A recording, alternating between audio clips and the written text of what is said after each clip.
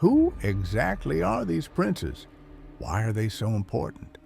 And how did Peter Binsfeld, a German bishop, come up with the idea of classifying them? The concept of the seven princes of hell.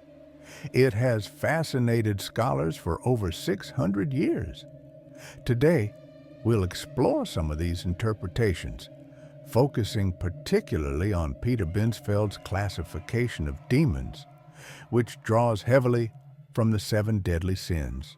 Stick around because we're going to break it all down.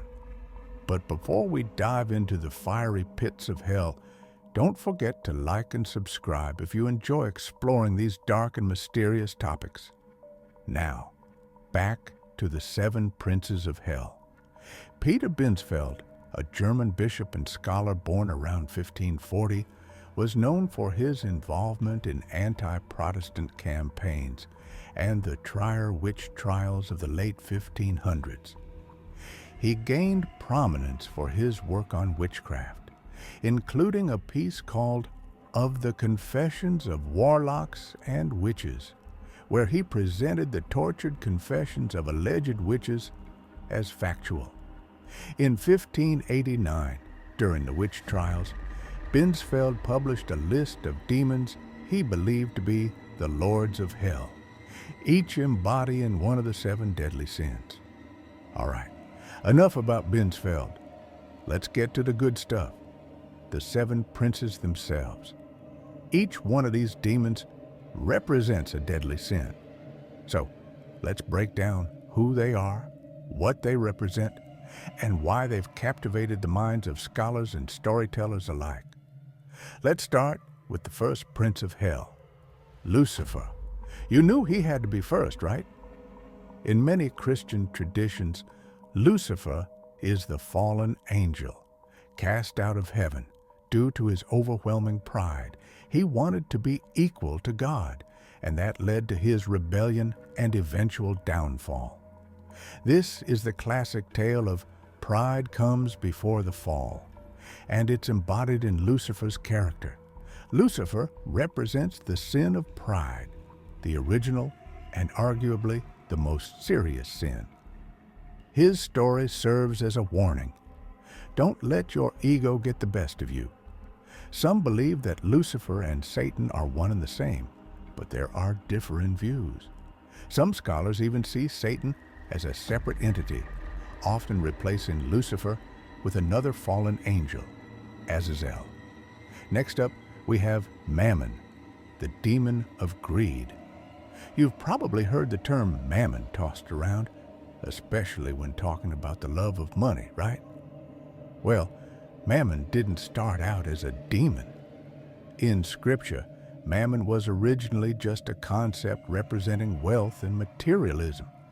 But over time, particularly in the Middle Ages, Mammon was personified as a demon. He was seen as the embodiment of greed, enslaving people who were obsessed with wealth and possessions. The funny thing is, some people mix him up with Beelzebub, who we'll get to in a second. But Mammon specifically deals with that deep craving for material wealth. Now, we move on to Asmodeus, the demon prince associated with lust. His origins come from the Book of Tobit, a fascinating and somewhat disturbing story. In it, Asmodeus falls in love with a woman named Sarah and kills off 7 of her husbands on their wedding night before they can consummate the marriage. Yikes! Asmodeus represents lust in its most dangerous form, corrupting individuals no matter their status. Kings, queens, common folk, no one is safe from his seductive power.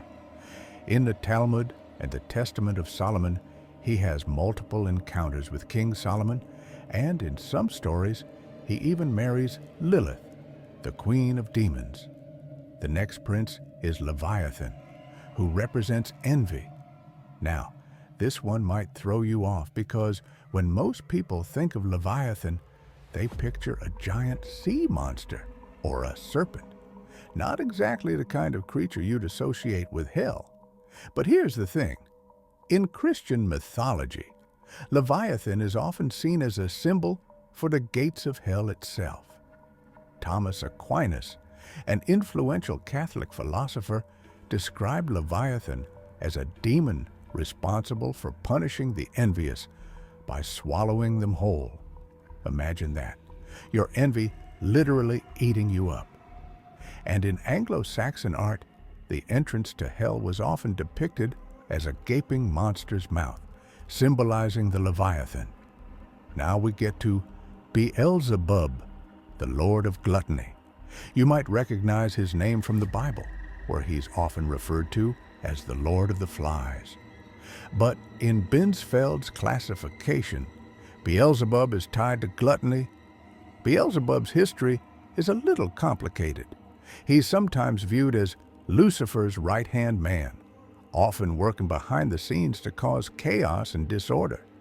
He's a demon of excess, feeding people's endless hunger for more. Whether it's food, pleasure, or power, Beelzebub pushes people to consume without ever being satisfied. Now we come to the big guy, Satan, the Lord of Wrath.